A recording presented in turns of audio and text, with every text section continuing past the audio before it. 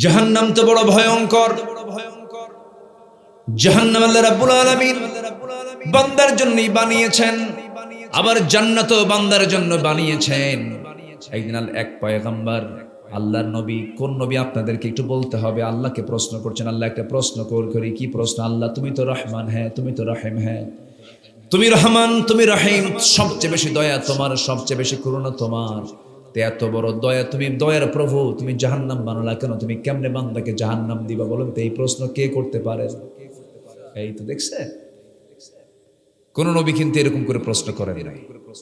এই নবী মাঝে মাঝে করে এরকম মাঝে মাঝে প্রশ্ন করতেন। একদিন প্রশ্ন করা হলো, মুসা সবচেয়ে এই পৃথিবীতে সবচেয়ে বড় জ্ঞানী কে? কামি।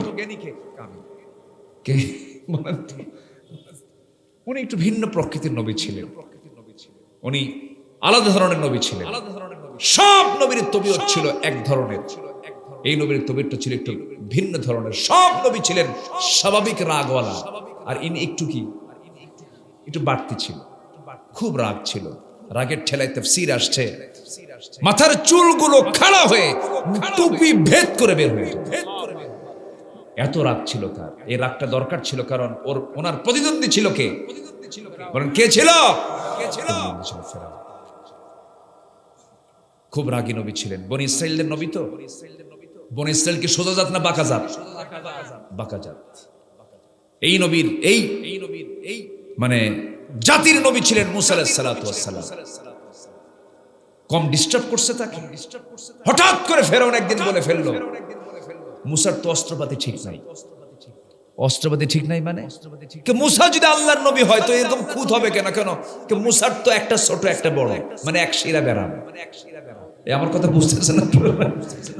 আচ্ছা, এই অভিযোগ যখন তার বিরুদ্ধে দিল, বলেন তো এই নবীর এই সমস্যা? কোন নবী খুঁতওয়ালা ছিলেন না, পৃথিবীর সব নবী ছিলেন ওই যুগের সবচাইতে সুপুরুষ মানুষ ছিলেন। আল্লাহু আকবার বলেন। কোন নবীর চেহারা অসুন্দর ছিল না, কোন নবীর দৈহিক কোনো প্রবলেম ছিল না। সব নবীকে নিখুঁত করে জাতির সামনে প্রেজেন্ট করেছেন তিনি কে? কি অভিযোগ দিল? কি বেরাম? এলাকায় কি কয়? একসাথে কয় তো। এই অভিযোগ যখন এই নবীর কানে যখন আসছে, বলতে এই নবী কি ঠিক থাকার কথা? শোনা মাত্রই তিনি বলেন, আল্লাহ শোনো, এই প্রবলেম তো আমার মধ্যে নাই, আমি তো সহ্য করতে পারতেছি না, তুমি আল্লাহ কেমনে সহ্য করো? তাড়াতাড়ি ফয়সালা করো। জোরে বলেন সুবহানাল্লাহ। আল্লাহকে খুব ভালোবাসতেন মুসা আলাইহিস সালাতু ওয়াস সালাম। এত ভালোবাসতেন যে আল্লাহ ডাইরেক্ট তার সঙ্গে কথা বলতেন, ফেরেশতা লাগতো না। ওয়া কাল্লামাল্লাহু মুসা তাকলিমা, ডাইরেক্ট কথা হতো। ভিডিও কল না অডিও কল? Audio call. কিসে কথা হতো বলেন তো? অডিও কলে। বহুদিন এভাবে কথা চললো। হঠাৎ করে একদিন বলতেছে, আল্লাহ শোনো, অডিও কল মারছে, আজকে ভিডিও কল মারবো। কি বলেন? কি কল? Video call. আল্লাহ বলেন তোমার ভিডিও অপশনই নাই। ওই যে এই মার্কা মোবাইলে ভিডিও নাই, শুধু অডিও হবে, ভিডিও হবে না। লান তারানি, আমাকে দেখতে পাবে না, শুধু কথা হবে। কিন্তু এই নবী যা বলতেন বলি ছাড়তেন, করি ছাড়তেন। আল্লাহ শোনো, দেখি বা না দেখি চেষ্টা করি, আমি যাব তোমারে দেখতে। আল্লাহ বললেন তুর পাহাড়ে আয়, ওয়াত্তিন ওয়াজ্জাইতুন, এরপরে কি? অতুরি সিনিন, আসো তুর পাহাড়ে আসো। চলে গেছেন, দেখার চেষ্টা করেছেন, দেখতে পেয়েছেন? এই দুনিয়াতে কোনো বান্দা আল্লাহকে দেখতে পাবে? দেখবো আমরা জান্নাতে তৃপ্তি ভরে। জোরে বলি ইনশাআল্লাহ। আমরা আল্লাহকে দেখতে রাজি আছি না ইনশাআল্লাহ? কোথায় গিয়ে দেখবো? জান্নাতে। অত টিকিট কাটতে হবে কিসের? বলেন বলেন বলেন, কিসের টিকিট কাটতে হবে? টিকিট পাওয়া যাবে কোথায়? এই যে কোথায় পাওয়া যাবে? কোথায় পাওয়া যাবে? ওরাবে। এটা এমন একটা ম্যাপ, এখন কি আর কেউ কাউকে জিজ্ঞাসা করে, ভাই অমুক জায়গায় যাবো, কোন দিক দিয়ে যাবো, জিজ্ঞাসা করে? জিজ্ঞাসা কিন্তু বন্ধ হয়ে গেছে। এখন মোবাইল আছে, গুগল ম্যাপে শুধু বলবে যে আমি কুয়াকাটা যাবো, বাস কোথায় ফেরি আছে, কোথায় ফেরি নাই, কোনটা রাস্তা কম, কোনটা রাস্তা বেশি, সব গুগল বলে দেয়। চরখালি চলে গেছেন, চরখালি ডান দিকে যান, ভান্ডারিয়া ক্রস করেন, ঝালকাঠি পার হন, বরিশাল দেন, ওই দিক দিয়ে বরিশাল ইউনিভার্সিটির পাশে দিয়া ব্রিজ একখান পার হইয়া কুয়াকাটার দিকে চলে যান। কাউকে বলা লাগে না, গুগল ম্যাপ এটা বলে দিচ্ছে। আল্লাহ তাআলা কোরআনটাকে এমন ম্যাপ আকারে বানিয়েছেন, এটা এমন একটা ম্যাপ, বান্দা যদি ভালো করে কোরআনটাকে আত্মস্থ করতে পারে, কোরআনটাকে সৌন্দর্য করে যদি বুঝে আমল করতে পারে, এর মধ্যে এমন একটা ম্যাপ আছে যে ম্যাপ দেখতে দেখতে বান্দা সোজা জান্নাতের দরজায় গিয়ে কোরআন থেকে পৌঁছায় দেবে। জোরে কোরআন সুবহানাল্লাহ। জান্নাতে যাওয়ার ম্যাপ কি বলেন? আরো জোরে, আরো জোরে। শুধু ঠিক মতো একটু অপারেটিং করতে হবে। অপারেট করলেই, অপারেটর যদি অপারেটিং যদি ঠিক মতো করে, তাহলে জান্নাত তার নিশ্চিত। কি দিয়া, কি দিয়া, কি দিয়া, কি দিয়া বলেন? কোরআন। আমার বন্ধুগণ, মুসা আলাইহিস সালাতু ওয়াস সালাম বলেন, আল্লাহ তুমি নাকি দয়া, তুমি নাকি দয়ালু, তুমি তো মেহেরবান, তুমি তো রহমান, তুমি জাহান্নাম কেন বানালা? তোমার কি কষ্ট হবে না বান্দাকে জাহান্নাম দিতে? দেখছেন কি জায়গা মারছেন, একদম জায়গা মতো একটা গুদা মারছেন। তোমার কি কষ্ট হবে না? তুমি বান্দাকে আদর কইরা বানায়া সেই বান্দাকে জাহান্নাম দিবে, এটা কেমন কথা? যুক্তি আছে না নাই? এই কথা বলার সঙ্গে সঙ্গে আমার আল্লাহ বলেছেন, মুসা আমি তোমাকে দায়িত্ব দেব। কি দায়িত্ব? সে দায়িত্ব হলো তুমি গম লাগাও। কি লাগাও? গম। গম গম এলাকা হয় নাকি? হ্যাঁ, গম হয় না? গম কি লাগায় না ছিটায়? বীজ ছিটায়, এটা কিন্তু লাগায় না। ধান বপন করে, তাই না? ধান এটা লাগায়, ওটা বীজ এটাকে বড় করে এরপরে গাছটা লাগায় দেয়। কিন্তু গম কি ওরকম গ্রহ করে না? গম কি করে? ছিটায় দেয়। এরপরে কি বলে, সরিষা কি করে? ছিটায় দেয়। গমের আবাদ করো মুসা। গম ছিটায় দিলেন, গম বড় হলো, গম পাকলো। এরপরে গমগুলো কেটে টেনে নিয়ে তিনি বাড়িতে নিয়ে চলে আসলেন। অবশিষ্ট যে গমগুলো ছিল, সব গম তো নিয়ে আসা সম্ভব হয় না, কিছু থাকে না, কিছু গাছ থেকে যায়, নাড়াগুলো থেকে যায়, সেগুলো তো আগুন ধরায় দিলেন। সঙ্গে সঙ্গে আল্লাহ বলছেন, মুসা জমিতে তুমি গম লাগালা, আবার ওই জমিতে আগুন ধরায় দিলা কেন? এবার তিনি বলছেন, আল্লাহ গমে তো আগুন ধরাই নাই, যেগুলো কাজের গম সেই গমগুলোকে যত্ন করে তুলে নিয়া এটাকে সুন্দর করে বেছে টেছে পরিষ্কার করে গোলায় রেখে দিয়েছি, পরিচ্ছন্ন করে রেখে দিয়েছি। কাজের গমগুলো কাজে লাগায় দিয়েছি, সযত্নে রেখে দিয়েছি। আর যেই জায়গায় আগুন লাগাই দিয়েছি ওটা তো কাজের গম না, অকাজের গমের জন্য আগুন লাগাইছি। আল্লাহ বলছেন, মুসা আমার যে সমস্ত কাজের বান্দাগুলো, সেই সমস্ত কাজের বান্দাগুলো যারা ঈমান আনবে, নেক আমল করবে, আমি তাদেরকে সযত্নে সুন্দর জান্নাতের মেহমান বানাবো। আর যেগুলো অকাজের বান্দা, তোমার মতো আগুন জ্বালাইয়া জাহান্নামের মধ্যে ঢুকাবো। জোরে কোন সুবহানাল্লাহ। তাহলে কোন বান্দাকে জাহান্নাম দিবেন? কাজের না অকাজের? মুমিন না মুনাফিক? মুমিন না ফাসিক? মুমিন না জালেম? মুমিন না মুশরিক? মুমিন না কাফের? তাদেরকে ঢুকাবো। মুনাফিকরা খারাপ কাজের আদেশ দেয়, আর ঈমানদাররা ইয়া'মুরুনা বিল মা'রুফ ওয়া ইয়ানহাউনা আনিল মুনকার। মুনাফিকদের দাওয়াত মুমিনদের দাওয়াতের সোজা না, উল্টাটা? উল্টা যে কাজগুলো, এগুলো করতে তাদের কোনো অনুমতি লাগতো না। সেই একটি প্রতিকূল পরিবেশ থেকে আল্লাহ পাক আমাদেরকে একটা অনুকূল পরিবেশ তৈরি করে দিয়েছেন। আবারও বলছি আলহামদুলিল্লাহ। আল্লাহ পারেন কিনা বলেন? কেউ যেটা পারে না। কে পারেন? আসতে বলবেন না, কে পারেন? অনস্তিত্ব থেকে অস্তিত্ব দিতে পারেন তিনি কে? নিষ্প্রাণকে প্রাণ দিতে পারেন তিনি কে? তিনিই পারেন। তিনি ছাড়া কেউ পারে না। আমরা যারা বলি আমরা পারি, এটা ভুল। পারার যোগ্যতা, বাস্তবায়নের যোগ্যতা একমাত্র, কেবলমাত্র, শুধুমাত্র কার? আল্লাহ। তার কি সময় লাগে? কোনো প্ল্যান লাগে? আল্লাহ রাব্বুল আলামিন বলেন, ইন্নামা আমরুহু ইযা আরাদা শাইআন আন ইয়াকুলা লাহু কুন ফায়াকুন। আমার আল্লাহ যখন কোনো কাজের সিদ্ধান্ত নেন, শুধু বলে দেন কোন হয়ে যাও, সঙ্গে সঙ্গে মাইক্রো সেকেন্ডের আগে তা বাস্তবায়ন হয়ে যায়। জোরে বলি সুবহানাল্লাহ। আমার আল্লাহ সকল সৃষ্টিগুলো খুঁত না নিখুঁত? বলুন বলুন, খুঁত না নিখুঁত? কোনো খুঁত আছে? একটা বিল্ডিং বানাতে নিয়ে এখানে রড কম হয়েছে, বেলকুনি ছোট হয়েছে, বাথরুমগুলো ছোট হয়েছে, প্লান উল্টাপাল্টা হয়েছে। আর আমার আল্লাহর দেওয়া ছাদ, বিশাল আকাশ, কোথাও কোনো খুঁত দেখা যায়? কোনো প্রবলেম দেখা যায়? কার অবদান? আসতে বলবেন না, কার অবদান? আল্লাহর অবদান। আল্লাহ যা কিছু করেন সব মেপে মেপে, কোনো কম বেশি তিনি করেননি। যা দিয়েছেন সব মেপে মেপে দিয়েছেন, বিকদারিন, পরিমাণ মতো দিয়েছেন। বেশি হলে বান্দার কষ্ট হবে, বান্দার সমস্যা হয়ে যাবে।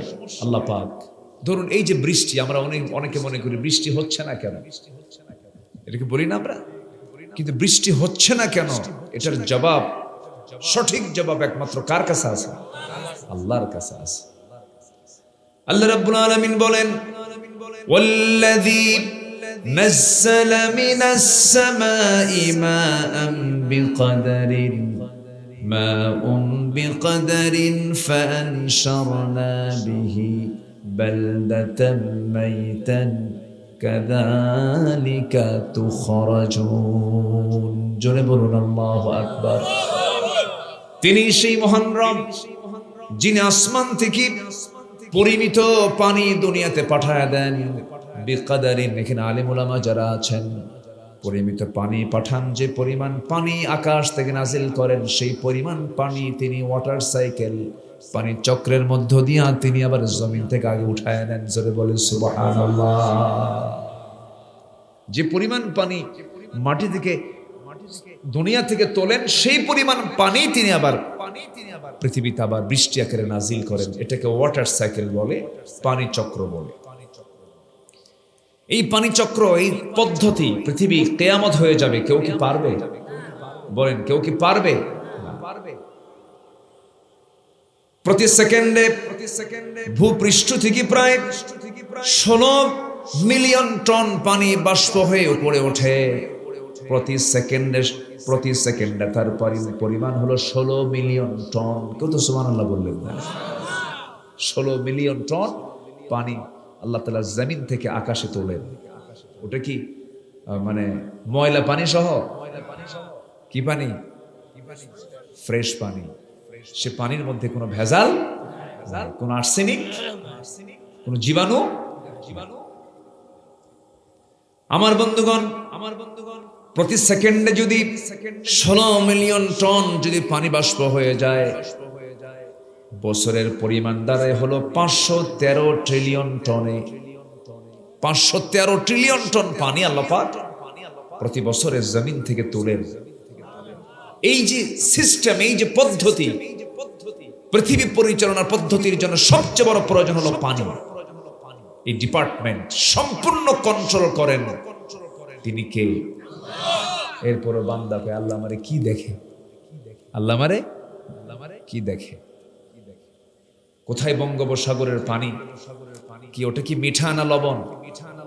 আপনাদের এলাকার পানিও তো একটু লবণ লবণ আছে, একটু টিবল চাপড়ির লবণ লবণ মনে হয় ডাবের পানি খাচ্ছে, একটু লবণ লবণ লাগে।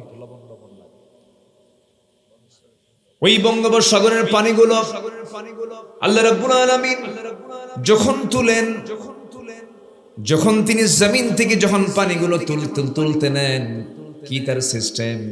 আল্লাহ রাব্বুল আলামিন বলছেন, বান্দারা আমি যখন পানিগুলো তুলি, লবণ করে তুলি না, লবণটাকে মাইনাস করে সমুদ্রে রেখে দিয়ে আমি ফিল্টারিং করে সুন্দর করে মিঠা পানি তুলে তোমার জমিনে ঢেলে দেই। জোরে কোন সুবহানাল্লাহ। আমার বন্ধুগণ, সেই মহান রব্বুল আলামিন বলছেন, বান্দারে গোটা পৃথিবীর পরিচালনা সব আমার হাতে, রাজত্ব কারো নয়। রাজত্ব নিয়ে অহংকার দেখানো যাবে না, চেয়ার পেলে মাতব্বরি দেখানো যাবে না, অহংকার প্রদর্শন করা যাবে না। যারা পারেন আমার সঙ্গে আয়াতটা বলুন, তাবারাকাল্লাযী বিয়াদিহিল মুলকু ওয়া হুয়া আলা কুল্লি শাইইন কাদির। আর এই জায়গায় বলছেন, তাবারাকাল্লাযী جعل في السماء بروجا وجعل فيها سراجا وقمرا منيرا جرب الله أكبر وهو الذي جعل الليل والنهار خلفة لمن أراد أن يذكر أو أراد شكورا جرب الله أكبر রাতের মধ্যে দিন ঢুকান কে রাতকে দিনের খিলফা করেছেন তিনি কে খিলফা মানে হলো স্থলাভিষিক্ত করা রাতের মধ্যে দিন ঢুকানো দিনের মধ্যে রাত ঢুকানো এই যে গ্রীষ্মের খরতাপ চলছে এখন রাত বড় না দিন বড় বলেন বলেন বলেন সেই 7টার দিকে প্রায় বেলা ডুববে কয়েকদিন পরে 14 ঘন্টা দিন হয়ে যাবে 23 জুন 24 জুন সামনে আসবে বিশাল বড় দিন ছোট্ট একটা রাত আবার যখন শীতকাল চলে আসে গ্রীষ্ম পার হয়ে এই শীতকাল যখন চলে আসে এত রাত লম্বা হয়ে যায় কারণ শীতে ঠান্ডা হবে তো অসুখ হয়ে যাবে এই জন্য শীতের সময় রাতটাকে আমি লম্বা করে দিয়েছি 14 ঘন্টা ঘুম পেরে শেষ হয় না রাত কে করে দিয়েছেন আজ কে করে দিয়েছেন আমার আল্লাহ কত বড় আমি মাঝে মাঝে অবাক হয়ে যাই পানির যে সিস্টেমগুলো কখনো কখনো বৃষ্টি কমে গ্রাউন্ড ওয়াটার লেভেল ক্রমশ নিচে নেমে যেত যদি এই সিস্টেম না থাকতো সাস্টেইনেবল ওয়াটার ম্যানেজমেন্ট চ্যালেঞ্জের মুখে পড়তো ভূগর্ভস্থ পানির স্তর কমে agriculture productivity urban water supply ব্যাপক সংকটে পড়ে যেত আল্লাহ তাআলা সবগুলোকে ব্যালেন্স করে গোটা পৃথিবী পরিচালনা করছেন সুবহানাল্লাহ বলা যাবে না তিনি কে আর সেই জমিনের পানি সেই জমিনের অক্সিজেন গ্রহণ করে ক্ষণিকের কিছু চেয়ার পায়া সেই আল্লাহর মাখলুক মানুষকে গুলি করে হত্যা করে ক্ষমতাকে পাকাপোক্ত করতে চায়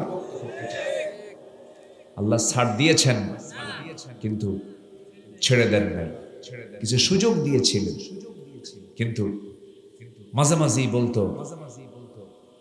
আমার বাপ এই দেশ স্বাধীন করছে আমার বাপ বলছে না কথার ভাব দেখে মনে হতো দেশটা যেন তার পৈতৃক সম্পত্তি এখন কোথায় মামু বাড়ি আপনাদের পিরোজপুরের কৃতি সন্তানের মুখ থেকে এই কথাটা বের হয়েছে গাছের গোড়ায় নাড়া দেব মামু বাড়ি দিল্লি গিয়ে পড়বো তাই না এক একটা কথার ওয়েট কি কথা বলেছেন কত আগে আর ফলাফল কত পরে সুবহানাল্লাহ বলবেন না কত আগে তার কথা আর ফলাফল আমরা পেলাম আজকে এসে সম্মানিত বন্ধুগণ তার মুখ থেকে একটা কথা বের হয়েছিল এমন একটা সময় আসবে পালানোর জন্য একটা ইঁদুরের গর্ত খুঁজে পাবা না বাস্তবে এসে দেখলাম কত চেষ্টা করলো লুকানোর জন্য দাড়িটাও কাটলো দরবেশ হলো না ভুল করে আবার নৌকায় ছুটছে ধরা খাইল লজ্জা শরম কিচ্ছু নাই ওরা চেয়েছিল আলেমদেরকে বেইজ্জত করতে আল্লাহ ওদের লুঙ্গি খুলে উলঙ্গ করে জাতির সামনে দেখায় দিয়েছে আল্লাহ আছেন না নাই আছেন আল্লাহ ছিলেন আছেন থাকবেন আমার আল্লাহ জোরে কোন সুবহানাল্লাহ আমাদের ভরসা কেউ না আমাদের ভরসা রাশা আমেরিকা দিল্লি আমাদের ভরসা কেউ না আমাদের ভরসা কে এই ইসরায়েল 1947 কি ছিল গোটা পৃথিবীতে এদের কোনো জায়গা নাই জানেন এত অভিশপ্ত কোন বৈধ কোনো ভূখণ্ড নাই আজ পর্যন্ত না কিয়ামত পর্যন্ত যাযাবরের মতো চলাফেরা করবে অভিশপ্ত কেন নবীকে পর্যন্ত এরা হত্যা করেছে আমার বিশ্ব নবীর খাবারের মধ্যে বিষ ঢুকে দিয়েছে আমার নবীজির খুব কষ্ট হচ্ছিল মৃত্যুর সময় বলছেন আয়েশা প্রচন্ড কষ্ট পাচ্ছি কেন ওই যে বিষক্রিয়া বিষের যন্ত্রণা এখন আমার শরীর থেকে সিমটম গুলো প্রকাশ পাচ্ছে এই ইহুদিরা তাদের সঙ্গে আত্মীয়তা করবেন আর দেশের নেতৃত্ব দিবেন। আত্মীয়তা করার কোনো জায়গা পান নাই। ইহুদি আপনার আত্মীয় হয়, খ্রিস্টান আপনার আত্মীয় হয়, আপনি দেশকে ভালোবাসেন। আমরা বিজাতীয় সংস্কৃতির প্রমোটার যারা, বিজাতীয় সংস্কৃতির যারা ধ্বজাধারী, উদ্যোক্তা যারা, তাদের নেতৃত্বে আর বাংলার জমিন আমরা দেখতে চাই না। আল্লাহ কবুল করুন, জোরে বলি আমিন। অনেক কষ্টে ছিলাম আমরা 16 বছর। ফেরাউন বেঁচে ছিল 1600 বছর, এরা ছিল 16 বছর। সংখ্যার যে মিল হলো কেমনে বুঝলাম? সংখ্যার মিল আছে না নাই? শুধু নামটা ভিন্ন, নামটা খালি ভিন্ন, কিন্তু কাম এক। অনেক কিছু করেছে। রাগ করতেছেন নাকি আপনারা? রাগ করলেও কিচ্ছু যায় আসে না আমার। রাগ করেন, ঠিক আছে না? দুঃখ কষ্ট তো আমরা করেছি, কম মারা মারে নাই, দৈহিক নির্যাতনও করেছে, অশ্রাব্য ভাষায় গালিগালাজ দিয়েছে। আল্লামা সাঈদীর মতো মানুষকে 2-2.5 মাস রিমান্ডে নিয়েছে।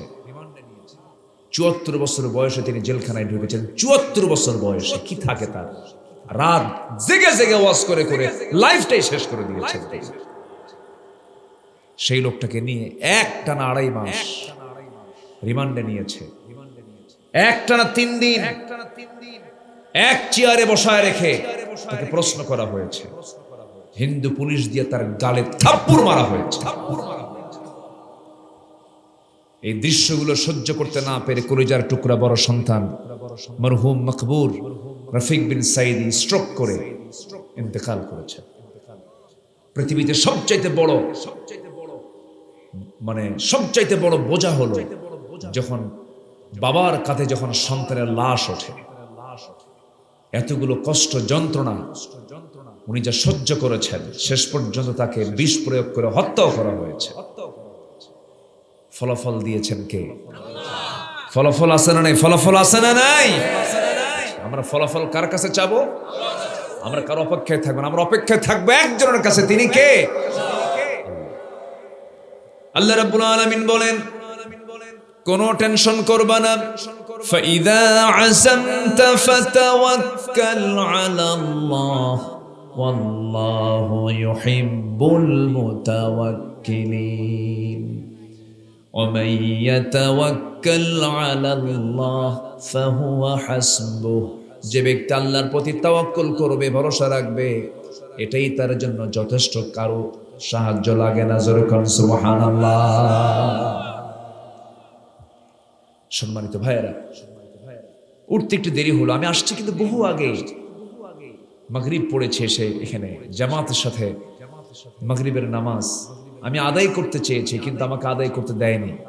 আমার নেতৃত্ব বানায় দিচ্ছে। নামাজ পড়েছি, ভাবলাম একটু আগে ভাগে উঠবো। এলাকার আপনাদের সন্তান রেদওয়ানুল্লাহ রায়্যান, উনি কিছু কথা বলেছেন, আমি শুনেছি। আল্লাহ তুমি তার কথা কাজে বারাকা দান করো। জোরে বলি আল্লাহুম্মা আমিন। সম্মানিত ভাইয়েরা, এবার মাহফিল সব জায়গায় চলছে, আলহামদুলিল্লাহ বলেন। সব জায়গায় চলছে। এদেশের সবচেয়ে বৃহৎ যে মাহফিল, চট্টগ্রামের রজবালি প্যারেড ময়দান, 2006 সালে ওটা লাস্ট হয়েছিল। পিরোজপুরের সন্তান তিনি এই মাহফিলটা লাস্ট করেছেন। পিরোজপুরের সন্তান বুঝতেছেন তো? আচ্ছা, 2006 সাল উনি শুরু করেছেন 77-এ। আমার জন্মই হয় নাই। 1977, 2006 সাল একটানা 29 বছর তিনি মাহফিল করেছেন। একটানা 29 বছর, 5 দিন ব্যাপী। কয়দিন ব্যাপী? একজন ব্যক্তি একটা জায়গায় 5 দিন একটানা মাহফিল। প্রথম দিন যত লোক, দ্বিতীয় দিন তারও বেশি, তৃতীয় দিন তারও বেশি, চতুর্থ দিন তারও বেশি, পঞ্চম দিন আরো বেশি। আর একটা মাহফিল করলি বলে না, অসম্ভব ব্যাপার, আমার সময় হয় না, পারবোই না। অসম্ভব ব্যাপার, পারবোই না। কেন? প্রতিটি জনপদে যাওয়া উচিত, প্রত্যেকটা জায়গায় জায়গায় কোরআনের দাওয়াত দেওয়া দরকার, ঠিক কিনা?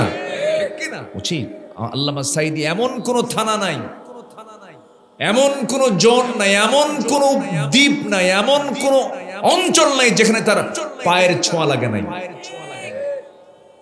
সস্তা জনপ্রিয়তা অর্জন করে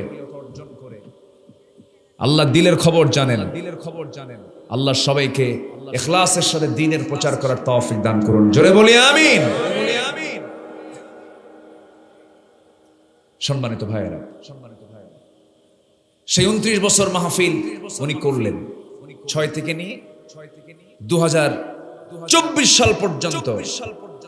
এই 18 বছর ফেরেশতারা মাহফিল বন্ধ রাখছিল।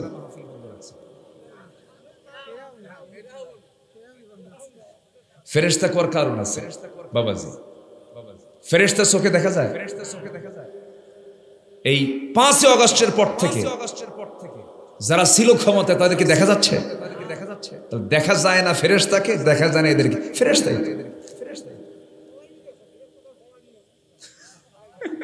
আচ্ছা ঠিক আছে, এই হলো ফেরেশতা। সম্মানিত ভাইয়েরা, সম্মানিত বন্ধুগণ, সে মাহফিলে বছর শুরু হয়েছে 2025 সালের জানুয়ারিতে। আল্লাহ তাআলা আমার মতো একজন নগণ্য গোলামকে দিয়ে মাহফিল এবার আল্লাহ পাক শুরু করিয়ে দিয়েছে। সিলেটের এমসি কলেজ মাঠ আঞ্জুমানে খেদমতে কোরআনের মাহফিল বন্ধ ছিল, 1 যুগ ধরে করতে দেয় না ওরা, এটাও এবার শুরু হয়েছে। 2010 সালে পাবনার দারুল আমান ট্রাস্টে আল্লামা সাঈদ রাহিমাহুল্লাহ 2 দিন ব্যাপী সর্বশেষ তাফসীর মাহফিল করেন। 2010 সালের 10 এবং 11 ফেব্রুয়ারি মাহফিল শেষ করলেন। 30 জুন তাকে গ্রেফতার করা হলো। ফেব্রুয়ারি, মার্চ, এপ্রিল, মে, জুন, 4 মাস পরে তাকে গ্রেফতার করা হলো। 30 জুন 11 সাল থেকে আল্লাহ তাআলা নগণ্য গোলামকে দিয়ে পরপর 4 বছর 2 দিন করে মহিলা সমাবেশ সহ 12টা মাহফিল, 12টা প্রোগ্রাম, অধিবেশন আল্লাহ পাক আমাকে দিয়ে করালেন। 2015 সালে সেই পাবনার কোন একটা মাহফিলে আমি গিয়েছি, বসেছি, আমাকে লক্ষ্য করে গুলি করা হয়েছে। মাহফিলে মঞ্চ আগুন ধরিয়ে দেওয়া হয়েছে। সব আকাম কুকাম মরা করে পরের দিন শুনলাম একটা মামলা হয়েছে, সে মামলার 1 নম্বর আসামি আব্দুল্লাহ আমিন। কত বড় জুলুমতন্ত্র তারা চালিয়েছিল, সেই সংকট আমরা পার করেছি। আমরা এটার পুনরাবৃত্তি দেখতে চাই না। আমরা নতুন বোতলে পুরাতন মদও দেখতে চাই না। আমার কথা কি বুঝতেছেন? কোন চাঁদাবাজদের অস্তিত্ব আমরা দেখতে চাই না। কোন সন্ত্রাসী ভূমিদস্যুদের কোন অস্তিত্ব আমরা বাংলার জমিনে আর দেখতে চাই না। আমরা সচেতন হব। আমরা যদি সচেতন হই, নেতাও সচেতন হবে, ঠিক কিনা বলেন? আর আমরা যদি চুপচাপ থাকি, নেতা কিন্তু আবার ওই আগের চরিত্র ফিরে আসবে। আমরা সচেতন হব, জোরে বলি ইনশাআল্লাহ। অচেতন কোন বান্দাকে আল্লাহ জান্নাত দেবেন না। সচেতন থাকতে হবে। তা'মুরুনা বিল মা'রুফ ওয়া তানহাউনা আনিল মুনকার, এটা কি অচেতনের কাজ না সচেতন ব্যক্তির কাজ? ইমানদার কি হবে? অচেতন না সচেতন? ও যা করে করুক, ও যা করে হোক, আমার কি দেখার ঠেকা আছে? এটা কি ইমানদারের কথা? ইমানদার অচেতন থাকবে না সচেতন থাকবে? আমি চুরি করব না, কাউকে চুরি করতে দেব না, চুরি করলে আইন করে পাশ করে হাত কেটে দেব, এটা হচ্ছে ইমানদারের কাজ। যা করো করো, এগুলো হচ্ছে মুনাফিকদের কথা। কাদের কথা বলেন? মুনাফিকদের কথা। আমি সূরা মুনাফিকুন থেকে প্রথম থেকে 3টা আয়াত আমি তেলাওয়াত করেছি আমার অভ্যাস অনুযায়ী। এই 3টা আয়াতকে সামনে রেখে কিছু কথা বলতে চাচ্ছি। আমাকে সময় দেওয়া যাবে তো? জোরে বলি ইনশাআল্লাহ। আমরা যে এত ইবাদত করি, এত চাই, এত দোয়াগুলো যায় কই? চাওয়া কি কম চাই? আল্লাহ আমারে দাও, আমারে মাফ করে দাও, কিন্তু দোয়াগুলো যায় কোথায়? দোয়াগুলো কবুল হয় না কেন? দোয়া কবুলের বাধাগুলো কি? ইবাদত কবুলের বাধাগুলো কি? আমি এটা আজকে একটা একটা করে বলবো। মোটামুটি 10টা কারণে আমাদের দোয়া, আমাদের ইবাদতগুলো কবুল হয় না। কি শুনতে রাজি আছেন সবাই? আমাকে সময় দিচ্ছেন তো? খুব বেশি সময় নেব না, একটু বসেন। আমরা সব দিকেই তাকাবো। আমাদের দেশে মাশাআল্লাহ আপনারা বরিশালের মানুষগুলো অনেক সচেতন, মাহফিল আপনারা খুব দ্রুতই শেষ করে দেন। আজকে একটু মনে হয় একটু বিলম্ব হয়েছে, 7টার দিকে বেলা ডুবছে তো, কিন্তু শীতকালে আপনাদের 10টার মধ্যে মাহফিল শেষ হয়ে যায়। কিন্তু আমার দেশে কিছু কিছু বিচিত্র এলাকা আছে, যেরকম ময়মনসিংহে একটা মাহফিল আমার ছিল বছর কয়েক আগে। আমি রাত 8টার দিকে মাহফিলে গেলাম, কমিটি আমাকে বললেন হুজুর খাওয়া দাওয়া করেন। খাইলাম, হুজুর বালিশ দিলাম, কম্বল দিলাম, ঘুমান। তো বললাম ঘুমাবো তো ওয়াজ মাহফিল কখন? আমার আলোচনা কখন? হুজুর আপনি ঘুমান, গত বছরের প্রধান বক্তা যে সময় উঠছে তার চেয়ে 1 ঘন্টা আগে উঠায় দেওয়া হবে। আমাকে রাত 3টার দিকে ডাক দিল। রাত কটায়? রাত 3টায়। সেই সময় কি জাগ্রত জাতি না ঘুমন্ত জাতি? ঘুমন্ত জাতির সামনে কি জায়গা থেকে ওয়াজ করবেন? বক্তাও ঘুম, শ্রোতাও ঘুম। এদিক থেকে বরিশাল কিন্তু অনেক অ্যাডভান্স। মোটামুটি আপনারা খুব তাড়াতাড়ি শীতের দিনে মাহফিলগুলো শেষ করে থাকেন। এখন গরম তো 1 ঘন্টা একটু আমরা পিছে চলে গেছি, এতক্ষণ মাহফিল এদিকে শেষ হয়ে যাওয়ার কথা। তো আসুন আমরা মূল পয়েন্টের দিকে যাচ্ছি। ইবাদত কবুলে, দোয়া কবুলে 10টা বাধা, 10টা অন্তরায়। শুনতে রাজি আছেন তো সবাই? একদম কানকে খাড়া করে মনোযোগ দিয়ে কতগুলো শুনবেন। এই 10টা কাজ যদি জীবন থেকে মাইনাস করতে পারি, যা চাবো তাই কবুল। আল্লাহ শুনবেন না কেন? উদউনি আস্তাজিব লাকুম, তুই আমাকে ডাক। আস্তাজিব বাবে ইস্তিফালের সিগা, আমি তোর অবশ্যই ডাকে সাড়া দেব। আমি ডাকতে ভুল করলেও আমার যদি ইখলাস থাকে, আমি চাই নাই কিন্তু আমার মন চায়, আল্লাহ তাও কবুল করবে। আমার নবীজি বাইতুল আকসার দিকে মুখ করে তিনি নামাজ পড়ছিলেন, কিন্তু তার হৃদয়টা ছিল কোন দিকে? হারামের দিকে। বাইতুল আকসার দিকে তার কিবলা, আর হৃদয়টা পড়ে আছে কোথায়? কাবার দিকে। তার হৃদয়ের চাওয়াটা কবুল করেছেন কে? তিনি কি চাইছিলেন মনে মনে? যদি এমনটা হতো, আমার যদি কিবলাটা যদি বাইতুল হারাম হতো, শুধু এরকম মনে হয়, তিনি শুধু মনে মনে বলেছেন, কবুল করে নিয়েছেন কে? এই জন্য ইবাদত কবুল করার জন্য, দোয়া কবুল করে নেওয়ার জন্য যে বাধাগুলো আছে, সেই বাধাগুলো আমাদের জীবন থেকে মাইনাস করতে হবে। একটু মনোযোগ দিয়ে শুনি আমরা। নাম্বার 1, মুনাফিকি বাদ দিতে হবে। মুনাফিক তো পিরোজপুরে নাই, হ্যাঁ, মঠবাড়িয়াতে আরো নাই। প্যাঁচপুস লাগায়, প্যাঁচটাস লাগায়, মেয়ের বিয়ে ভেঙ্গে দেয়, মেয়ের বিয়ে ভেঙ্গে দেয়, ভাঙ্গে, ছেলের বিয়ে ভাঙ্গে। ওরা তো মানুষই না, ওরা তো জানোয়ার। কি এগুলো এগুলো আছে না? নেই বলেন। সাবউল মুবিকাত, 7টা ধ্বংসকারী জিনিস আছে। এর মধ্যে একটা হলো সতীসাধ্যী নারীকে যারা মিথ্যা অপবাদ চাপিয়ে দিবে। মেয়েটা ভালো, বিয়ে ভেঙ্গে দেয়, আছে আছে কি না? এদের কোন দোয়া কবুল করবেন না কে? আসতে বলবেন না, কে কবুল করবেন না? মুনাফিক কারা? আল্লাহ রাব্বুল আলামিন বলেন, সূরা মুনাফিকুন দিয়েছেন মুনাফিককে চেনার জন্য। ইযা জাআকাল মুনাফিকুন ক্বালু নাশহাদু ইন্নাকা লারাসূলুল্লাহ ওয়াল্লাহু ইয়া'লামু ইন্নাকা লারাসূলুহু ওয়াল্লাহু ইয়াশহাদু ইন্নাল মুনাফিকিনা লাকাযিবুন। জোরে বলুন আল্লাহু আকবার। মুনাফিক কারা? মিথ্যা বলে যারা। কার কথা? মিথ্যা যারাই বলবে তারাই মুনাফিক। ইন্নাল মুনাফিকিনা লাকাযিবুন। এটা মোল্লার কথা না, আল্লাহর কথা।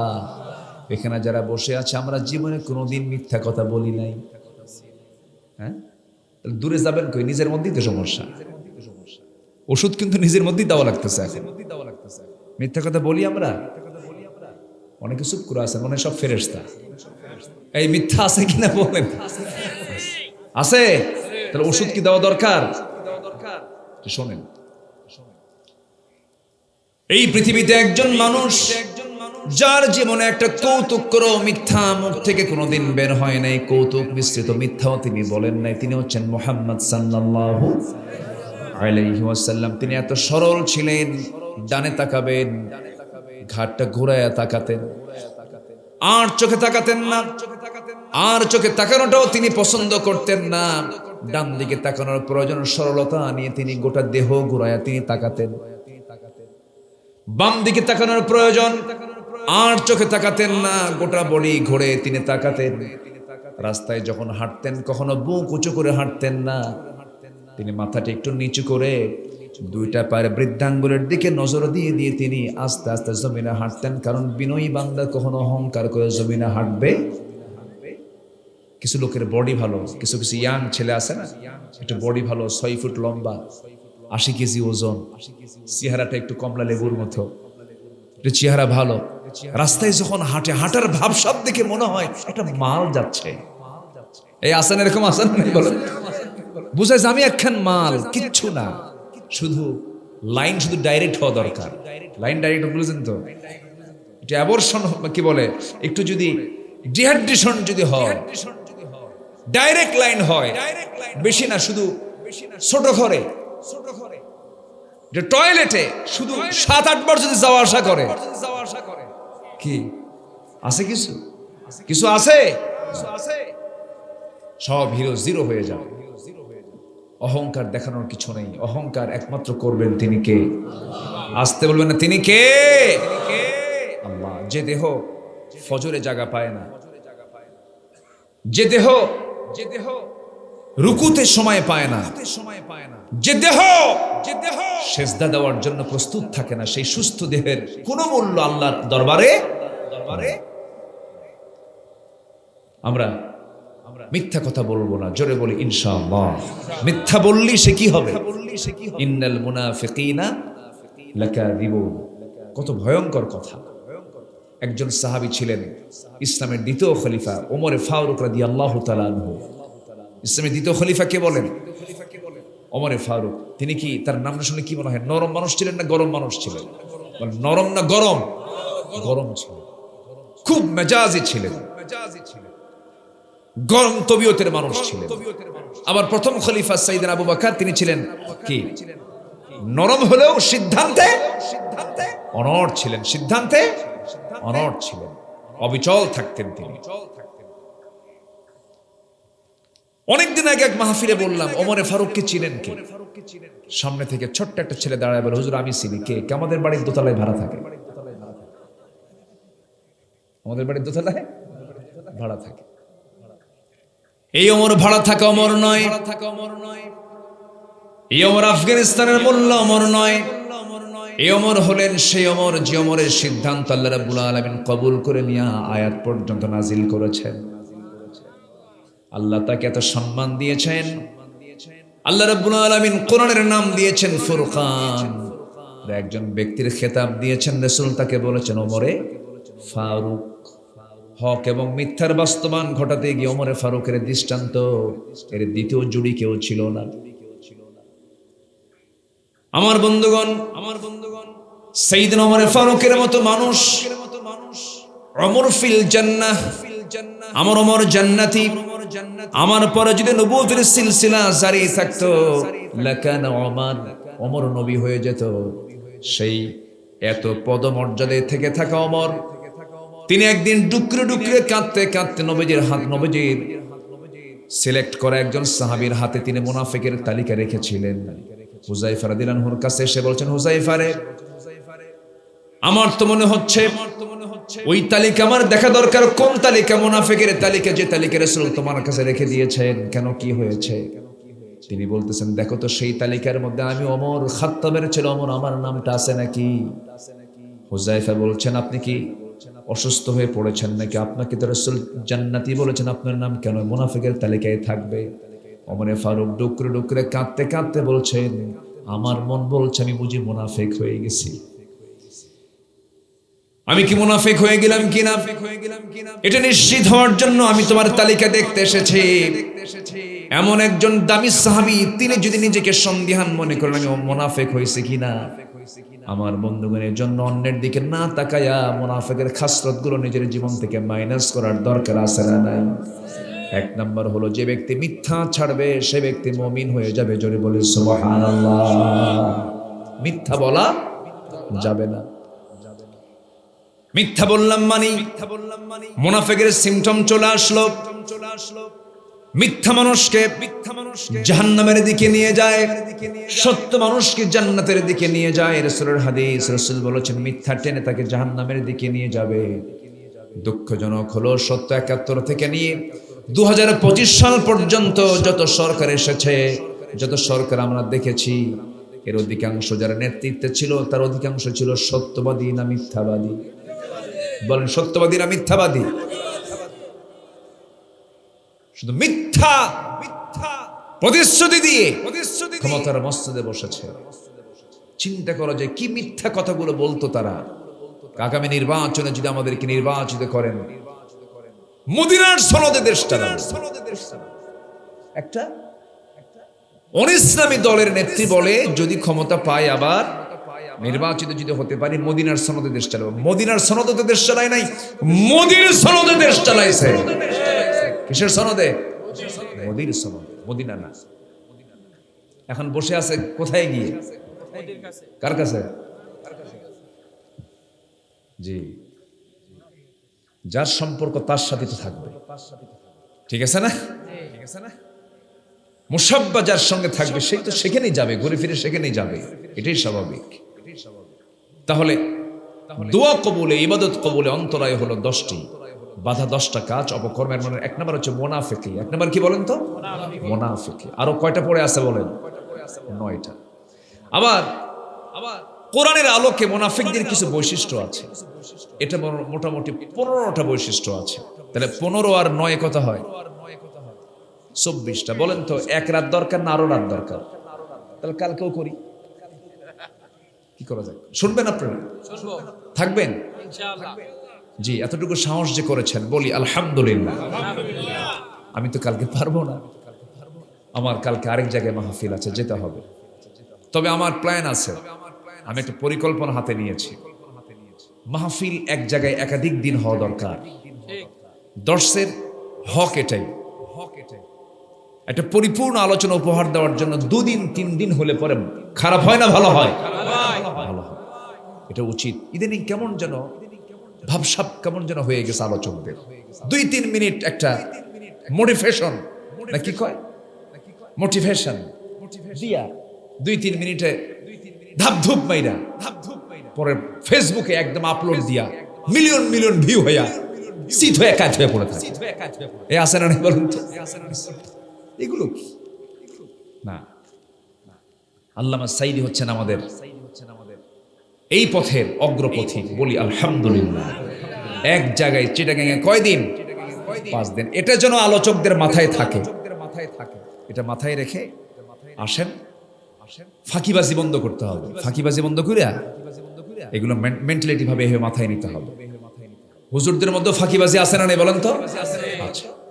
কোন দেশে দেখছেন কি এরকম যে দেশের নেতাও পালায়, বাইতুল মুকাররমের খতিব পালায়? দেখছেন কোথাও? এটা কোন দেশ? বাংলাদেশ। কওমি জননী না? কি জননী? কওমি জননী। এটার খেতাব দিয়েছিলেন তিনি এক খেতাবে, একদম গোপালগঞ্জ থেকে টাইনা নিয়ে বাইতুল মুকাররম খতিব বানায় দিয়েছেন। কওমি জননী বানাইছে। এটার পুরস্কার হলো কিসের খতিব হলো? বাইতুল মুকাররমের খতিব হয়ে গেল। যেদিন পালাইছে খতিবও নাই।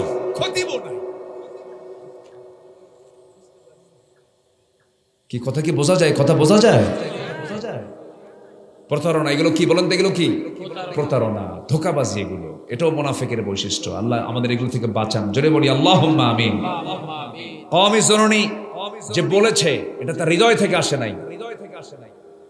এটা বলছে কেন জানেন? বাইতুল মুকাররমে নিয়ে যাও, এই জন্য বলছে।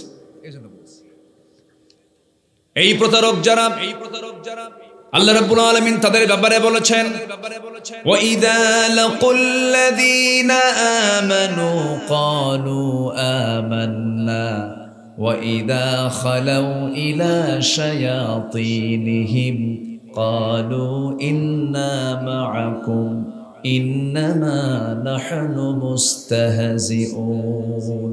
জোরে বলুন আল্লাহু আকবার। মুনাফিকদের বৈশিষ্ট্য, একটা হাদিসে আসছে 3টা, একটা হাদিসে আসছে 4টা, কোরআনের আলোকে হলো 15টা। 1 নাম্বার বললাম। নাম্বার 2, মনিমান না থাকা সত্ত্বেও মুখিমানের দাবি করা। ওয়ামিনান নাসি মান ইয়াকুলু আমান্না বিল্লাহি ওয়া বিল ইয়াউমিল আখির ওয়া মা হুম বিমুমিনিন। আমি যে আয়াতগুলো বলতেছি বিরক্ত হচ্ছেন নাকি আপনারা? আয়াতগুলো বলার দরকার আছে না? জি। নাম্বার 3 হলো ফিতনা সৃষ্টি করা, নিজেদের সংশোধনকারী দাবি করা। এটা হচ্ছে মুনাফিকদের বৈশিষ্ট্য। ওয়া ইযা কিলা লাহুম লা তুফসিদু ফিল আরদি ক্বালু ইন্নামা নাহনু মুসলিহুন। কি দাবি করে দেখেন না? আমরাই মুসলিহ, আমরাই একমাত্র সংশোধনকারী। মুনাফিকদের কিন্তু চাপা সুবা কিন্তু ওদের খুব শক্ত হয়, ওদের চাপা সবচেয়ে কি হয়? শক্ত। নাম্বার 4 হলো আল্লাহর অনুগ্রহ পাওয়ার পর পূর্বের সবকিছু ভুলে যায়। মুনাফিকদের বৈশিষ্ট্য ফালাম্মা আতাহুম মিন ফাদলিহি বাখিলু বিহি ওয়া তাওয়াল্লাউ ওয়া হুম মু'রিদুন। জোরে বলুন আল্লাহু আকবার। নাম্বার 5 হলো আল্লাহর সাথে প্রতারণার চেষ্টা, নামাজে অলসভাবে দাঁড়ানো, লোক দেখানো নামাজ। ইন্নাল মুনাফিকিনা ইউখাদিউনাল্লাহা ওয়া হুয়া খাদিউহুম। নাম্বার 6 হলো দ্বিচারিতা, ভণ্ডামি করা। জায়াত দেবে শুরু করেছি। ইযা জাআকাল মুনাফিকুন ক্বালু নাশহাদু ইন্নাকা লারাসূলুল্লাহ ওয়াল্লাহু ইয়া'লামু ইন্নাকা লারাসূলুহু ওয়াল্লাহু ইয়াশহাদু ইন্নাল মুনাফিকিনা লাকাযিবুন। জোরে বলুন আল্লাহু আকবার। নাম্বার 7 হলো ধর্ম কি পার্থিব স্বার্থের জন্য ব্যবহার করা, শপথকে ঢাল হিসেবে গ্রহণ করা। ইত্তাখাযু আইমানাহুম জুন্নাহ। জোরে বলুন আল্লাহু আকবার। ফাসাদ্দু আন সাবিলিল্লাহ ইন্নাহুম সাআ মা কানু ইয়া'মালুন। নাম্বার 8 হলো মুমিনদের প্রতি শত্রুতা পোষণ করা, উপহাস করা। যারা মুনাফিক দেখবেন, দেখেছেন তো সবাই, আল্লামা সাইদির বিরুদ্ধে ফাঁসির রায় যখন দিয়ে দিল, সঙ্গে সঙ্গে শাহবাগের মোড়ে মিষ্টি আছে না নাই, উপহাস আছে না নাই। অর্থাৎ ইমানদারদের কোনো বিপদ হলে পরে মুনাফিকরা তখন উল্লাস করে। এটা হচ্ছে মুনাফিকদের চরিত্র। নাম্বার 9 হলো নামাজ অলসভাবে দাঁড়ানো, লোক দেখানো নামাজ পড়বে তারা। ওয়া ইযা কামু ইলাস সালাতি ফাকামু কুসালা ইরাউনান নাসা ওয়ালা ইয়াযকুরুনাল্লাহা ইল্লা কালিলা। জোরে বলুন আল্লাহু আকবার। নাম্বার 10 হলো দ্বীনের ব্যাপারে সন্দেহ পোষণ করা। নাম্বার 11 হলো সংকটের সময় মুমিনদের সাথে না থাকা। যাইও না মিছিলে, গুলি খাবা, আছে কি না? এগুলোর পরিচয় দিতে যায় না, চাকরি নষ্ট হয়ে যাবে। এগুলো করতে যেও না, বড় ঝামেলায় পড়ে যাবে, হামলা মামলা হয়ে যাবে। সংকট যখন চলে আসে সেই সময় মুমিনদের সাথে সে থাকবে না, উল্টাপাল্টা ফতোয়া দেবে। নাম্বার 12 হলো আল্লাহর পথে সংগ্রামে পিছিয়ে থাকা। নাম্বার 13 হলো ব্যক্তিগত সুবিধার জন্য ইসলামকে গ্রহণ করা, ব্যক্তিগত পুঁজি মনে করে ইসলামকে মেনে নেওয়া, প্রকৃত ইসলামকে না মেনে নেওয়া। নাম্বার 14 হলো তারা আল্লাহকে ভুলে থাকবে। নাম্বার 15 হলো তারা অসৎ কাজে নির্দেশ দেবে, সৎ কাজের তারা বাধা দেবে। আল মুনাফিকুনা ওয়াল মুনাফিকাত بعضهم من بعض يأمرون بالمنكر وينهون عن المعروف ويقبضون أيديهم نسوا الله فنسيهم إن المنافقين هم الفاسقون আল্লাহ পাক এক জায়গায় বলছেন মুনাফিকরা হলো মিথ্যুক, আর এখানে মুনাফিকরা হলো ফাসিক। মুনাফিকরা কি? ফাসিক। এই 15টা বৈশিষ্ট্য যার মধ্যে পাওয়া যাবে সে হচ্ছে মুনাফিক।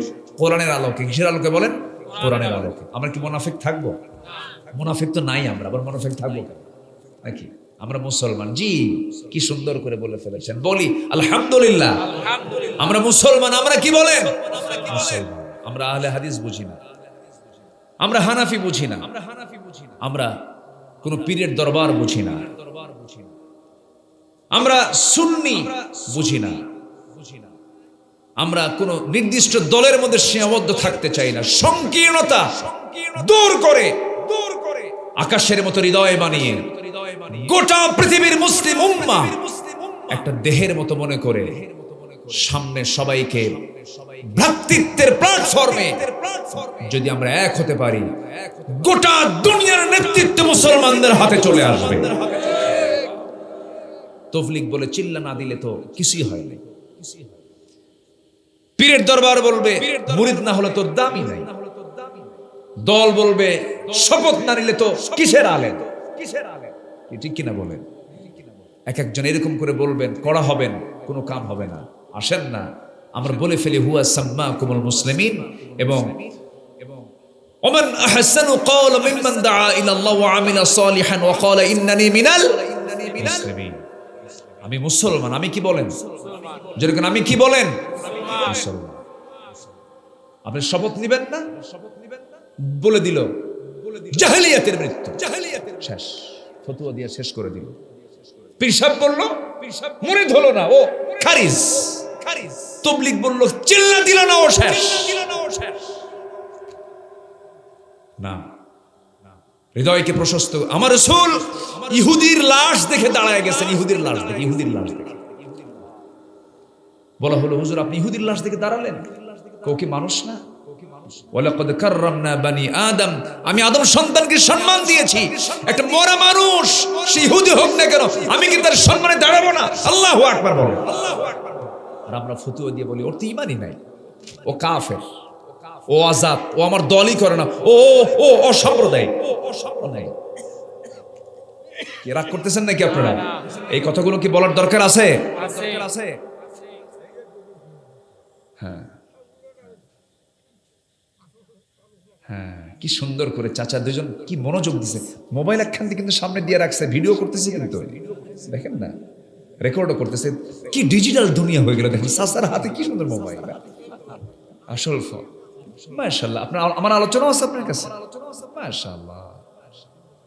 32 জিবি, উনি মেমোরিও জানে তো। মাশাআল্লাহ, আলহামদুলিল্লাহ। ওনার হাতে কিন্তু 3টা আংটি দেখেন একসঙ্গে লাগানো। দাদিও দিছে মনে হয় একটা, না আপনারা নাকি? আচ্ছা, না ঠিক আছে, আলহামদুলিল্লাহ, অনেক ভালো। খাল নদী কি? কি খাল নদী? ধান নদী, খাল, এই তিনে বরিশাল। বলি আলহামদুলিল্লাহ। এই এলাকায় আসলে প্রাকৃতিক কিছু চিত্র দেখা যায় যেটা আপনি কোথাও পাবেন না। সব ফেরিগুলো উঠে গেছে, আর নাই, সব ব্রিজ। এই এলাকায় আসলে কিছু এখনো ফেরিগুলো পাওয়া যায়, যেরকম কচা নদী আজকে পার হয়েছে, অনেক ভালো লাগলো। নদীর যে খরস্রোতা, নদীর যে একটা ঢেউ, একটা প্রাণচাঞ্চল্য, যৌবন, এই এলাকায় নদীর ভিতরে একটা যৌবন পাওয়া যায়। বলি আলহামদুলিল্লাহ। ইন্ডিয়া তো ওই উজানে ফারাক্কা বাদ দিয়া পদ্মা মেরে ফেলছে, একদম পদ্মা শেষ করে দিয়েছে। ওরা তো আমার দেশকে শেষ করতে চায়। আস্তে কোন কেন? আস্তে কোন কেন? পৃথিবীর কোন নদী আইনে এই বিধান নাই যে উজানে কেউ বাঁধ তৈরি করতে পারে। সে বাঁধ তৈরি করেছে 71-এর পর, 71-এর আগে পারে নাই। কারণ 71-এর আগে যদি ওখানে বাঁধ তৈরি করতে যেত, বম্বিং মেরে উড়ায় দিত, ঠিক কিনা? আমরা দেশ স্বাধীন হয়ে আমরা কি পাইছি? ফারাক্কা বাঁধ উল্টা দিছে, টিবের মুখে বাঁধ দিছে, দিয়া সব নদী শেষ। আমরা মরার মধ্যে পড়ে আছে। খরা, মরা হলে কি, খরা হলে কি, যাক আসেন আমরা মূল আলোচনার দিকে চলে যাই। ইবাদত কবুল হয় না, দোয়া কবুল হয় না, কয়টা কারণে বলেন? এর মধ্যে বলেছি কয়টা? আবার মুনাফিকদের বৈশিষ্ট্য বলেছি কয়টা? 15টা। এখানে শর্ট করে কিন্তু বলতেছি, সমস্যা নাই। আমি একদম সময় মতো সময় আমি শেষ করে দেব, জোরে বলি ইনশাআল্লাহ। ইবাদত কবুলে বাধা হলো 10টা বিষয়। নাম্বার 1 বললাম মুনাফিকি করা। নাম্বার 2 হলো আল্লাহ এবং রাসূলের সঙ্গে চরম অবাধ্যতা করা, সীমা লঙ্ঘন করা। আমার রাসূলের সঙ্গে অবাধ্যতা, আমার নবীর সুন্নতের সঙ্গে অবাধ্যতা মনে হয় আমার দেশে নাই। আসতে বলবেন না আছে না নাই, বলে আছে। আল্লাহ রাব্বুল আলামিন বলেন وَمَن يَعْصِ اللَّهَ وَرَسُولَهُ وَيَتَعَدَّ حُدُودَهُ يُدْخِلْهُ نَارًا خَالِدًا فِيهَا وَلَهُ عَذَابٌ مُهِينٌ। সূরা নিসা আয়াত নম্বর 14। যে ব্যক্তি আল্লাহ এবং রাসূলের সঙ্গে যারা সীমা লঙ্ঘন করবে তাদের জন্য আল্লাহ রাব্বুল আলামিন নারান খালিদান, স্থায়ী জাহান্নাম দিবেন। জোরে কোন নাউযুবিল্লাহ। জাহান্নামে কেউ যেতে রাজি আছেন নাকি? জাহান্নাম কি আরামের জায়গা নাকি? জাহান্নাম তো বড় ভয়ঙ্কর। জাহান্নাম আল্লাহ রাব্বুল আলামিন বান্দার জন্যই বানিয়েছেন, আবার জান্নাতও বান্দার জন্য বানিয়েছেন। একদিন এক পয়গম্বর আল্লাহর নবী, কোন নবী আপনাদেরকে একটু বলতে হবে, আল্লাহকে প্রশ্ন করছেন। আল্লাহ একটা প্রশ্ন করি, কি প্রশ্ন? আল্লাহ তুমি তো রহমান, হ্যাঁ তুমি তো রহিম, হ্যাঁ তুমি রহমান, তুমি রহিম, সবচেয়ে বেশি দয়া তোমার, সবচেয়ে বেশি করুণা তোমার। তে এত বড় দয়া, তুমি দয়ার প্রভু, তুমি জাহান্নাম বানালা কেন? তুমি কেমনে বান্দাকে জাহান্নাম দিবা বলেন তো? এই প্রশ্ন কে করতে পারে? এই তো দেখছে, কোন নবী কিন্তু এরকম করে প্রশ্ন করেন নাই। এই নবী মাঝে মাঝে করে এরকম মাঝে মাঝে প্রশ্ন করতেন। একদিন প্রশ্ন করা হলো, মুসা সবচেয়ে এই পৃথিবীতে সবচেয়ে বড় জ্ঞানী কে? কামি। কে বলেন তো? উনি একটু ভিন্ন প্রকৃতির নবী ছিলেন, উনি আলাদা ধরনের নবী ছিলেন। সব নবীর তবিয়ত ছিল এক ধরনের, এই নবীর তবিয়তটা ছিল একটু ভিন্ন ধরনের। সব নবী ছিলেন স্বাভাবিক রাগওয়ালা, আর ইনি একটু কি একটু বাড়তি ছিল, খুব রাগ ছিল। রাগের ঠেলায় তাফসীর আসছে মাথার চুলগুলো খাড়া হয়ে টুপি ভেদ করে বের হয়ে যেত। এত রাগ ছিল তার। এই রাগটা দরকার ছিল, কারণ ওনার প্রতিদ্বন্দ্বী ছিল কে? বলেন কে ছিল? খুব রাগী নবী ছিলেন। বনি ইসরাইলের নবী তো। বনি ইসরাইল কি সোজা জাত না বাঁকা জাত? বাঁকা জাত। এই নবীর এই মানে জাতির নবী ছিলেন মুসা আলাইহিস সালাতু ওয়াস সালাম। কম ডিস্টার্ব করছে তাকে। হঠাৎ করে ফেরাউন একদিন বলে ফেললো, মুসার তো অস্ত্রপাতি ঠিক নাই। অস্ত্রপাতি ঠিক নাই মানে মুসা যদি আল্লাহর নবী হয় তো এরকম খুঁত হবে কেন? মুসার তো একটা ছোট একটা বড়, মানে এক শিরা বেরাম। আমার কথা বুঝতেছেন? আচ্ছা, এই অভিযোগ যখন তার বিরুদ্ধে দিল, বলেন তো এই নবীর এই সমস্যা? কোন নবী খুঁতওয়ালা ছিলেন না, পৃথিবীর সব নবী ছিলেন ওই যুগের সবচাইতে সুপুরুষ মানুষ ছিলেন। আল্লাহু আকবার বলেন। কোন নবীর চেহারা অসুন্দর ছিল না, কোন নবীর দৈহিক কোনো প্রবলেম ছিল না। সব নবীকে নিখুঁত করে জাতির সামনে প্রেজেন্ট করেছেন তিনি কে? আল্লাহ। কি অভিযোগ দিল? কি বেরাম? এলাকায় কি কয়? একসাথে কয় তো। এই অভিযোগ যখন এই নবীর কানে যখন আসছে, বলতে এই নবী কি ঠিক থাকার কথা? শোনা মাত্রই তিনি বলেন, আল্লাহ শোনো, এই প্রবলেম তো আমার মধ্যে নাই, আমি তো সহ্য করতে পারতেছি না, তুমি আল্লাহ কেমনে সহ্য করো? তাড়াতাড়ি ফয়সালা করো। জোরে বলেন সুবহানাল্লাহ। আল্লাহকে খুব ভালোবাসতেন মুসা আলাইহিস সালাতু ওয়াস সালাম। এত ভালোবাসতেন যে আল্লাহ ডাইরেক্ট তার সঙ্গে কথা বলতেন, ফেরেশতা লাগতো না। ওয়াকাল্লামাল্লাহু মুসা তাকলিমা, ডাইরেক্ট কথা হতো। ভিডিও কল না অডিও কল? Audio call. কিসে কথা হতো বলেন তো? অডিও কলে। বহুদিন এভাবে কথা চললো। হঠাৎ করে একদিন বলতেছে, আল্লাহ শোনো, অডিও কল মারছে, আজকে ভিডিও কল মারবো। কি বলেন? কি কল? Video call. আল্লাহ বলেন তোমার ভিডিও অপশনই নাই। ওই যে এই মার্কা মোবাইলে ভিডিও নাই, শুধু অডিও হবে, ভিডিও হবে না। লান তারানি, আমাকে দেখতে পাবে না, শুধু কথা হবে। কিন্তু এই নবী যা বলতেন বলি ছাড়তেন, করি ছাড়তেন। আল্লাহ শোনো, দেখি বা না দেখি চেষ্টা করি, আমি যাব তোমারে দেখতে। আল্লাহ বললেন তুর পাহাড়ে আয়, ও তিন ও জৈতুন, এরপরে কি? অতুরি সিনিন, আসো তুর পাহাড়ে আসো। চলে গেছেন, দেখার চেষ্টা করেছেন, দেখতে পেয়েছেন? এই দুনিয়াতে কোনো বান্দা আল্লাহকে দেখতে পাবে না। দেখবো আমরা জান্নাতে তৃপ্তি ভরে, জোরে বলি ইনশাআল্লাহ। আমরা আল্লাহকে দেখতে রাজি আছি না ইনশাআল্লাহ? কোথায় গিয়ে দেখবো? জান্নাতে। অত টিকিট কাটতে হবে কিসের? বলেন বলেন বলেন, কিসের কিসের টিকিট কাটতে হবে? টিকিট পাওয়া যাবে কোথায়? এই যে কোথায় পাওয়া যাবে, কোথায় পাওয়া যাবে? কোরআনে। এটা এমন একটা ম্যাপ। এখন কি আর কেউ কাউকে জিজ্ঞাসা করে ভাই অমুক জায়গায় যাবো, কোন দিক দিয়ে যাবো, আর জিজ্ঞাসা করে? জিজ্ঞাসা কিন্তু বন্ধ হয়ে গেছে। এখন মোবাইল আছে, গুগল ম্যাপে শুধু বলবে যে আমি কুয়াকাটা যাব, বাস কোথায় ফেরি আছে, কোথায় ফেরি নাই, কোনটা রাস্তা কম, কোনটা রাস্তা বেশি, সব গুগল বলে দেয়। চরখালি চলে গেছেন, চরখালি ডান দিকে যান, ভান্ডারিয়া ক্রস করেন, ঝালকাঠি পার হন, বরিশাল দেন, ওই দিক দিয়ে বরিশাল ইউনিভার্সিটির পাশে দিয়া ব্রিজ একখান পার হইয়া কুয়াকাটার দিকে চলে যান। কাউকে বলা লাগে না, গুগল ম্যাপ এটা বলে দিচ্ছে। আল্লাহ তাআলা কোরআনটাকে এমন ম্যাপ আকারে বানিয়েছেন, এটা এমন একটা ম্যাপ। বান্দা যদি ভালো করে কোরআনটাকে আত্মস্থ করতে পারে, কোরআনটাকে সৌন্দর্য করে যদি বুঝে আমল করতে পারে, এর মধ্যে এমন একটা ম্যাপ আছে, যে ম্যাপ দেখতে দেখতে বান্দা সোজা জান্নাতের দরজায় গিয়ে কোরআন থেকে পৌঁছায় দেবে। জোরে কোরআন সুবহানাল্লাহ। জান্নাতে যাওয়ার ম্যাপ কি বলেন? আরো জোরে, আরো জোরে। শুধু ঠিক মতো একটু অপারেটিং করতে হবে। অপারেট করলেই, অপারেটর যদি অপারেটিং যদি ঠিক মতো করে, তাহলে জান্নাত তার নিশ্চিত। কি দিয়া কি দিয়া কি দিয়া কি দিয়া বলেন? কোরআন। আমার বন্ধুগণ, মুসা আলাইহিস সালাতু ওয়াস সালাম বলেন, আল্লাহ তুমি নাকি দয়া, তুমি নাকি দয়ালু, তুমি তো মেহেরবান, তুমি তো রহমান, তুমি জাহান্নাম কেন বানালা? তোমার কি কষ্ট হবে না বান্দাকে জাহান্নাম দিতে? দেখছেন কি জায়গা মারছেন, একদম জায়গা মতো একটা গুদা মারছেন। তোমার কি কষ্ট হবে না? তুমি বান্দাকে আদর কইরা বানায়া সেই বান্দাকে জাহান্নাম দিবে, এটা কেমন কথা? যুক্তি আছে না নাই? এই কথা বলার সঙ্গে সঙ্গে আমার আল্লাহ বলেছেন, মুসা আমি তোমাকে দায়িত্ব দেব। কি দায়িত্ব? সে দায়িত্ব হলো তুমি গম লাগাও। কি লাগাও? গম। গম গম এলাকা হয় নাকি? হ্যাঁ, গম হয় না? গম কি লাগায় না ছিটায়? বীজ ছিটায়, এটা কিন্তু লাগায় না। ধান বপন করে, তাই না? ধান এটা লাগায়, ওটা বীজ এটাকে বড় করে এরপরে গাছটা লাগায় দেয়। কিন্তু গম কি ওরকম গ্রহ করে না? গম কি করে? ছিটায় দেয়।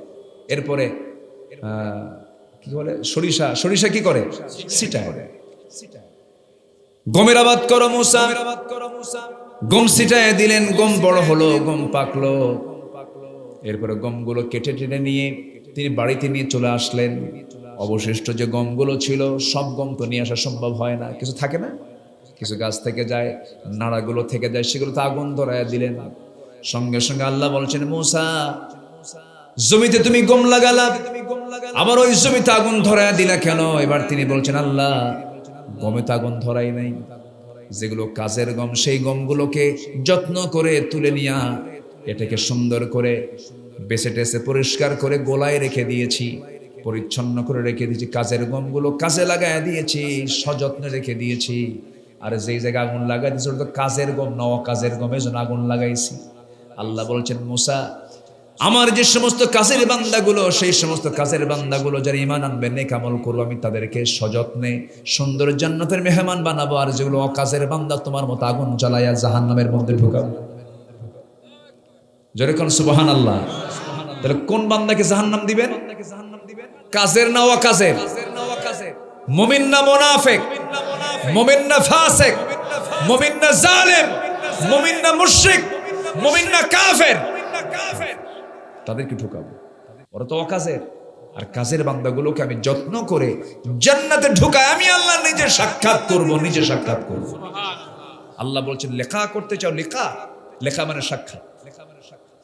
আল্লাহ রাব্বুল আলামিন বলেন, ফামান কানা ইয়ারজু লিকা রাব্বিহি ফালইআমাল আমালান সালিহান ওয়ালা ইউশরিক বিইবাদাতি রাব্বিহি আহাদা। জোরে বলুন আল্লাহু আকবার। যে বান্দা আমার সঙ্গে সাক্ষাৎ করতে চাবে, আমি তাকে সাক্ষাৎ করব। শর্ত হলো আমার কাছে যদি সে আসতে চায় সে যেন নেক আমল করে এবং শিরিকের কাজ না করে, আমি তাকে জান্নাত দেব। জোরে কোন সুবহানাল্লাহ। এখানে একটা বিষয় চলে আসছে, শিরিক যেন না করে, আমি তাকে জান্নাত দিয়ে দেব। আল্লাহ শিরকের কাছ থেকে আমাদেরকে বাঁচান, জোরে বলি আমিন, আরো জোরে আমিন।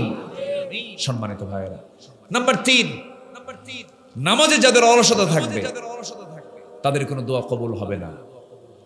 নামাজটাকে আমরা সুন্দর করব। আমার দেশে নামাজি বেশি না বেনামাজি বেশি? বলেন বলেন বলেন না। বরিশালে নামাজ বেশি পড়ে না কম পড়ে? বেশি পড়ে। কই নামাজের সংখ্যা বেশি? এই সমস্যা কি শুধু বরিশালের না জাতীয় সমস্যা? জাতীয় সমস্যা। আসেন দোয়া করে দিই নাকি?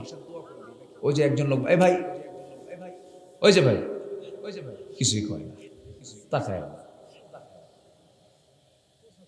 দোয়া করে দেব? বসেন। আমি এ পর্যন্ত 7 থেকে 8 জন ভাইকে যেতে দেখছি। আমি কিন্তু গুনতেছি, আবার 6 থেকে 7 জন ভাই। এতগুলো লোকের মাঝে এই কয়েকজন লোক গেলে সমস্যা না, কিন্তু আমি আর চাই না আর একজন লোক ওঠেন। আমরা একসঙ্গে দোয়া করে বিদায় নেব। জোরে বলি ইনশাআল্লাহ। একটু বসেন। নামাজ পড়তে হবে, নামাজি লোকের সঙ্গে সম্পর্ক থাকতে হবে, নামাজির দল করতে হবে, নামাজি নেতৃত্ব মানতে হবে। বেনামাজি কোন নেতৃত্ব বাংলার জমিনে আমরা বাস্তবায়ন হতে দেব না।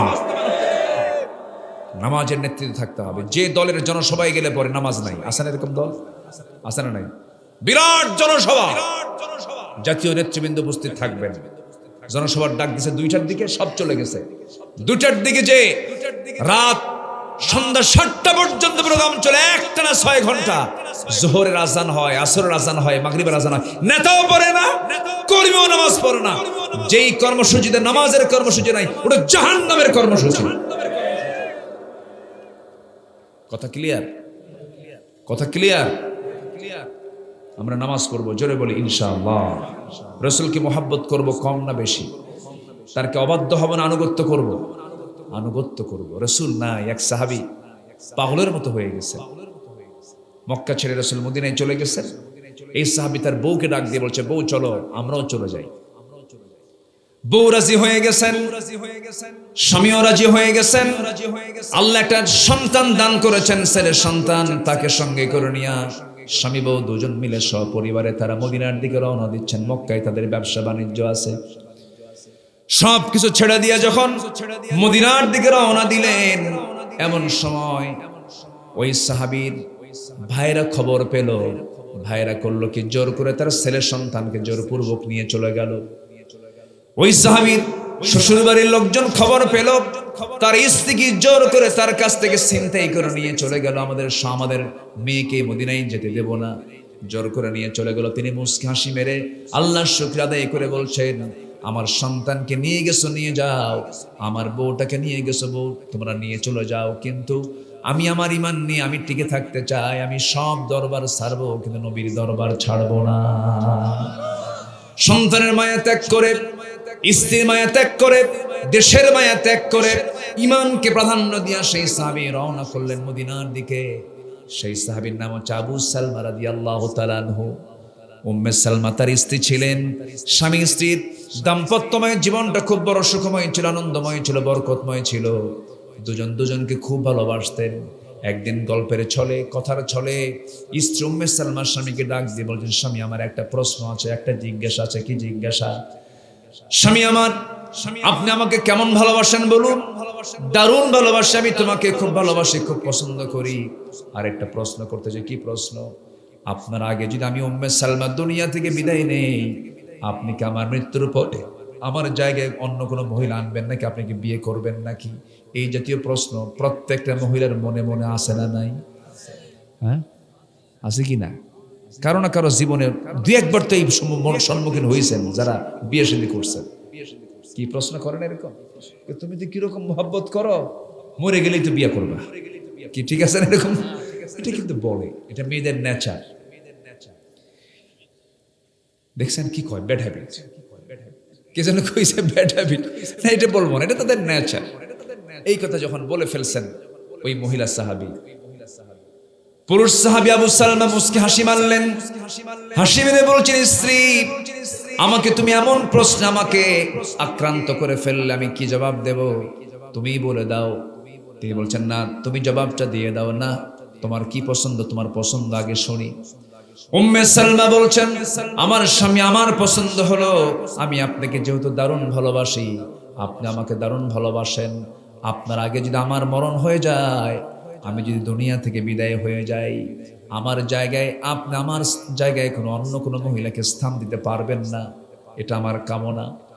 আবু সালমা রাদিয়াল্লাহু তাআলা আনহু মুচকি হাসি মেরে স্যাক্রিফাইসের মানসিকতা নিয়ে এবার বলে ফেললেন, যাও, আমি তোমাকে দারুণ ভালোবাসি এমনটা যদি হয়ে থাকে, যদি আমার আগে তোমার ইন্তেকাল হয়ে যায়, আমি যদি বউহারা যদি হয়ে থাকে দুনিয়াতে, তোমার জায়গায় দ্বিতীয় কোনো মহিলা আনবো না, আমি সারা জীবন আর কোনো বিয়ের দিকে তাকাবোই না, যাও, আমি তোমার শখ পূরণ করব। কিন্তু এটার যদি সম্পূর্ণ উল্টা হয়, তুমি আগে না আমার আগে, যদি আমি আবু সালমা দুনিয়া থেকে আগে বিদায় হয়ে যাই, আমার বিদায় লগন যদি চলে আসে, আমি যদি আগে দুনিয়া থেকে বিদায় হয়ে যাই, তুমি যদি বিধবা হয়ে যাও, আমি তোমার সম্পূর্ণ উল্টা দোয়া করতেছি, এমনটা যদি হয়, আমার মৃত্যুর পরে তুমি যদি পৃথিবীতে বেঁচে থাকো, আল্লাহ যেন আমার চাইতে উত্তম স্বামী যেন আল্লাহ তোমাকে জুটাইয়া দেয়।